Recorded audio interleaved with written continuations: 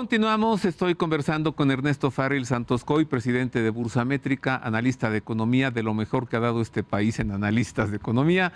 Miguel Salinas, analista de geopolítica, de lo mejor que ha dado Guadalajara en los analistas de geopolítica y editor del Boletín de Inteligencia. Y también con José Alberto Villasana, teólogo por la Universidad Gregoriana de Roma, de lo mejorcito que ha dado esta universidad al mundo. Hoy con el tema previsiones 2021. El mundo se dirige hacia dónde en este año. ¿Un crecimiento de los gobiernos en el mundo? ¿Un estatismo, Ernesto?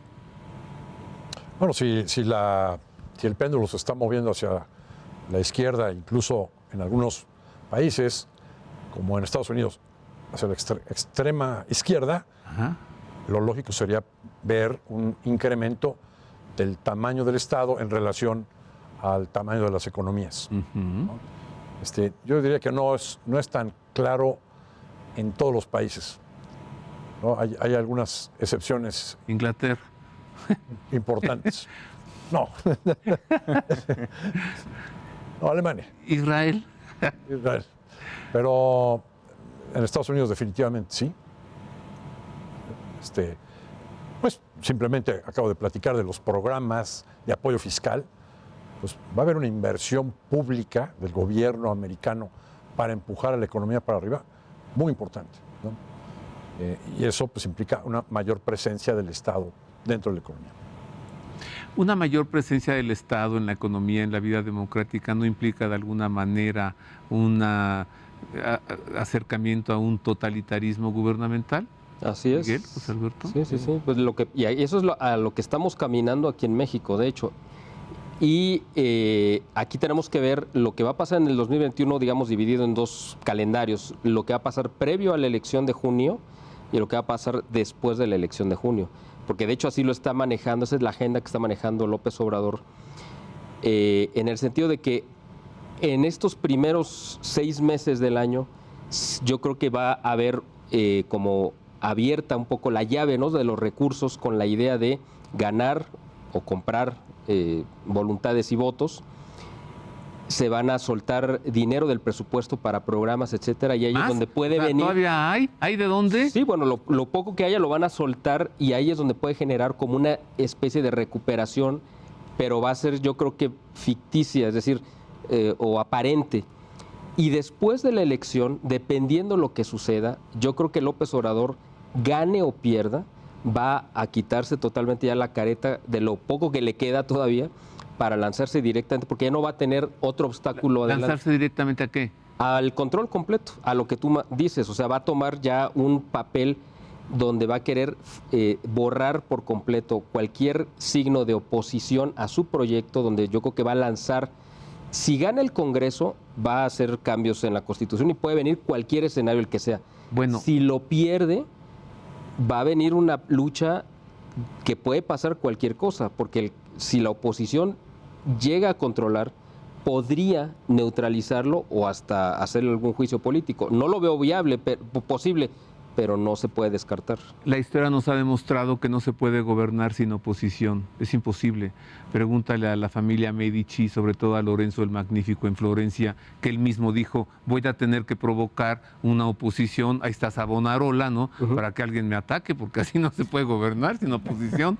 José Alberto, ¿crees que la situación de los obispos de Alemania en oposición franca a la sede apostólico pueda provocar un cisma o pueda provocar que el Papa recapacite y retome una pastoral conservadora en la Iglesia, que regrese a una vivencia de los sacramentos más al estilo de Ratzinger o de Wojtyła que al estilo de Bergoglio?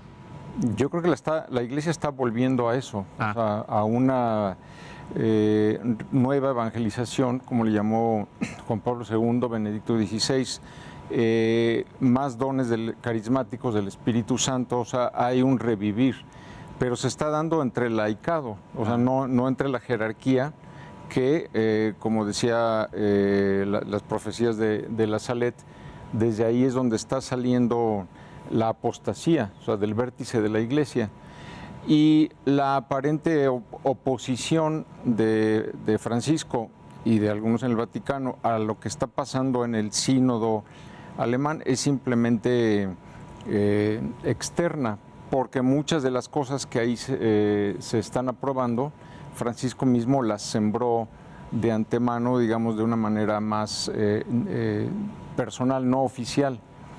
Entonces, la reacción ahora es pues simplemente de pose, pero en el fondo él ha estado cultivando y alimentando lo que ya de hecho es un cisma en Alemania mismo. ¿Te esperarías otra Pachamama en 2021?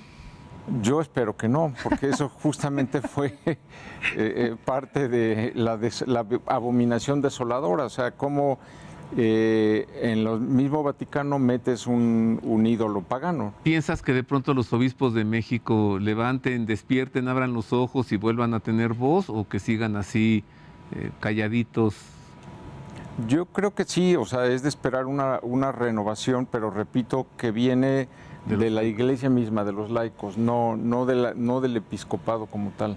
Ernesto, ya suéltanos el sablazo. Muy bien, México. Economía en México. Ave María Purísima. Este primer trimestre ya se perdió, ¿no? Es muy probable que Ya ni el mes de San José nos saca. el primer trimestre tengamos una caída de la actividad económica como del 4% anual. Simplemente enero debe ser un poquito más fuerte la caída, 4,5% por ahí. Pero después, aquí lo que sucede es que la base de comparación, cuando hablamos de tasas anuales, pues todavía en el mes de enero y febrero del año pasado no se habían implementado medidas de contención social, se estaban apenas aplicando en febrero en China. Al cine. ¿No? Y a los No había restaurantes. semáforos rojos. Hoy ya no existen. No existen. ¿No? Entonces la base de comparación es relativamente alta. Ajá. Y por eso, a su vez, con semáforos rojos que hubo en enero, la mitad de febrero, y luego la crisis de los apagones y de la falta de gas, ¿no? que viene de Texas, bueno, pues ya perdimos el primer trimestre. Pero después, el segundo trimestre, la base de comparación es bajísima. Espérame, para meterle más suspenso todavía, porque además tenemos que ver qué nos dice el Evangelio hoy. Ay, Dios, tenemos tan poco tiempo de programa, quisiera tener más. Bueno, va, la palabra del Señor para este domingo, el Evangelio de hoy.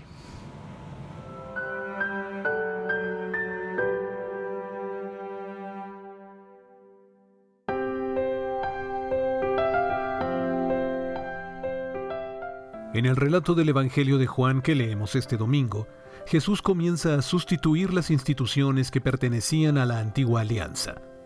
La primera será el templo, centro religioso y símbolo nacional de Israel. Este texto denuncia la corrupción del templo y, en consecuencia, la del culto a Dios. Jesús no se encuentra en el templo con adoradores de Dios, ni con peregrinos que buscan a Dios. Solo hay comercio. La fiesta era un medio de lucro para las autoridades religiosas.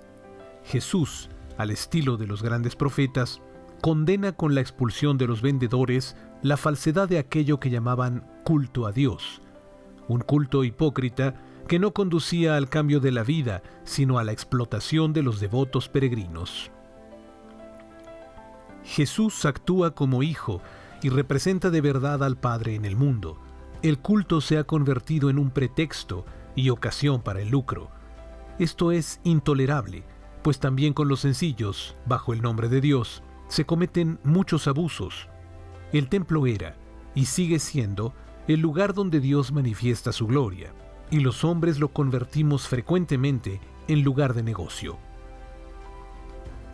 La frase central de este texto es la que se refiere al templo destruido y vuelto a levantar por Jesús en 3 días. Jesús se presenta como el verdadero templo donde Dios habita. Él reemplaza el gran templo de Jerusalén por sí mismo, lugar definitivo de la presencia de Dios entre los hombres. La señal que Jesús da es la destrucción de sí mismo, su muerte provocada por las autoridades religiosas judías. Pero Jesús afirma que este templo será reedificado en 3 días. Jesús es el templo verdadero donde encontramos a Dios, ya que Él es el camino, la verdad y la vida. Por Jesús y en Jesús, el cristiano se convierte también en templo de Dios. Los primeros cristianos tenían claro que la asamblea, la comunidad, era el lugar privilegiado donde el Señor se hacía presente. Dios habita plenamente en Jesús, y en nosotros también habita el Señor por nuestra participación en la persona de Cristo. Los templos, las imágenes, los objetos religiosos nos merecen mucho respeto, pero muchísimo más debemos respetar y venerar a Dios en las personas. Tratemos esta semana de mirar con ojos de fe a cada persona que encontremos, mirándola como hijo o hija de Dios. Participemos con gozo en la Eucaristía, siendo conscientes de que la asamblea es el lugar privilegiado donde el Señor está presente.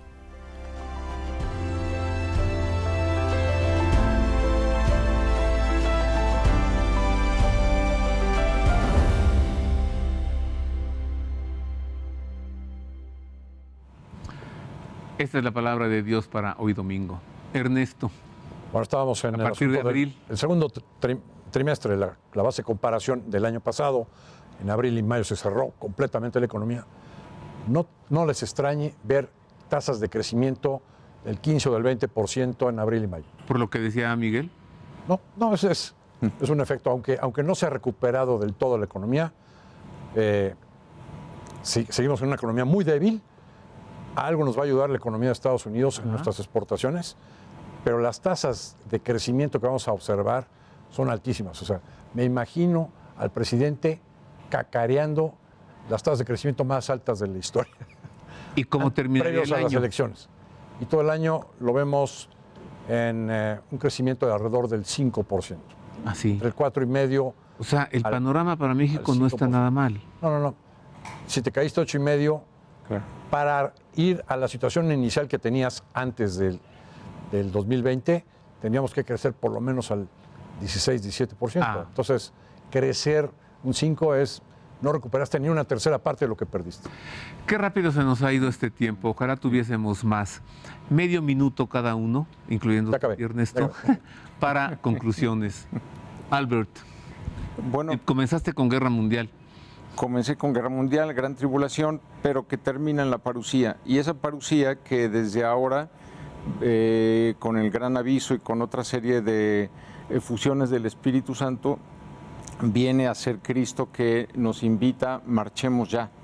O sea, el caos crece, la economía se quiebra, las guerras por todos lados, quizá más contagios de otros tipos, pero dentro de eso, esa es una invitación a la purificación y al triunfo de Cristo, que es la parucía, que ya desde ahora, como la gran trompeta de San Pablo, está anunciando el triunfo de Cristo desde este momento. Miguel, ¿qué concluyes? Bueno, que para el 2021 en Estados Unidos, y de ahí se va a derramar hacia todo el mundo, el gobierno de Biden va a ser un gobierno que va a hacer las mismas cosas que hemos visto durante 2 años en México con López Obrador, el mismo tipo de errores y tonterías.